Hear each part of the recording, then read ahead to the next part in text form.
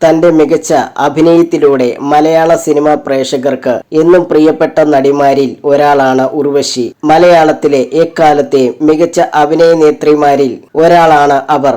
ബാലതാരമായി സിനിമയിലെത്തിയ ഉർവശി മലയാളത്തിനു പുറമെ തെലുങ്ക്, കന്നഡ, ഹിന്ദി ഭാഷകളിലും തന്റെ സാന്നിധ്യം അറിയിച്ചിട്ടുണ്ട്. സൂപ്പർ സ്റ്റാർ വിജയെക്കുറിച്ച് സംസാരിക്കുകയാണ് ഉർവശി. റെഡ് FM മലയാളത്തിന് നൽകിയ അഭിമുഖത്തിൽ സംസാരിക്കുകയായിരുന്നു അവർ. വിജയെ ആദ്യമായി കണ്ടപ്പോൾ ദൈവമേ, ഈ പയ്യൻ സിനിമയിൽ വന്നാൽ എന്ത് ചെയ്യുമെന്ന് തോന്നി. കാരണം ഒരു പക്കിന്റെ അത്രയുമുള്ളൂ ചെറിയൊരു മുഖമായിരുന്നു വിജയ്ക്ക്. ഞാൻ തേവല പൂക്കൾ എന്ന സിനിമയുടെ ഷൂട്ടിനായി മുകളിൽ നിന്നും താഴേക്ക് ഇറങ്ങി വന്നു.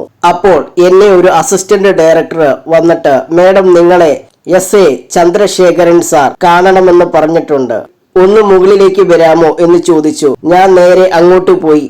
അവിടെ ശോഭ മേഡവും ഉണ്ട്. രണ്ടാളുടെയും നടുക്ക് വിജയ് ഇരിക്കുകയാണ്. ഇതാണ് നമ്മുടെ ആള്, സിനിമയിൽ അഭിനയിക്കാനൊക്കെ വലിയ ആഗ്രഹമാണെന്ന് പറഞ്ഞു ചന്ദ്രശേഖരൻ സാർ വിജയെ എനിക്ക് പരിചയപ്പെടുത്തി തന്നു.